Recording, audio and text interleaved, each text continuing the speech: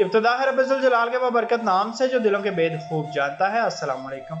हज़रत समाक रहमतुल्लाह अलैह फरमाते हैं कि एक दिन हज़रत नौमान बिन बशीर रज़ी अल्लाह ताला अन्हु ने खिताब करते हुए फरमाया, अल्लाह ताला अपने बंदे की तौबा पर उस आदमी से ज़्यादा खुश होते हैं जो अपना ज़ादे राह लेकर अपने ऊँट पर लाद दे और किसी सफ़र पर रवाना हो जाए। दौरान सफ़र किसी जंगल और बियाबां में पहुंचकर उसको आराम करने की ज़रूरत पेश आए तो वो सवारी से उतर कर वहाँ एक दरख्त के नीचे सस्ताने के लिए लेट जाए और सो जाए, और बेदार हो तो उसका ऊँट गुम हो चुका हो।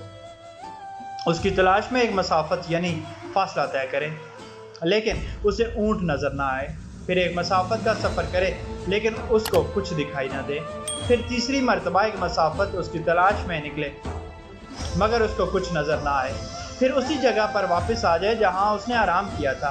दरे असना कि वो बैठा हो कि उसका ऊँट चलते हुए आ जाए और अपनी लगाम उसके हाथ में दे दे। अल्लाह ताला अपने बंदे की तौबा पर उस आदमी से ज़्यादा खुश होते हैं जो इस तरह से अपने ऊँट को पाता है। बुखारी और मुस्लिम 2308 2745। अल्लाह पाक हमें अपने गुनाहों पर तौबा करने की तौफीक अता फरमाए। अल्लाह पाक आसानियाँ हासिल और तकसीम करने का शर्फ अता फरमाए। आमीन।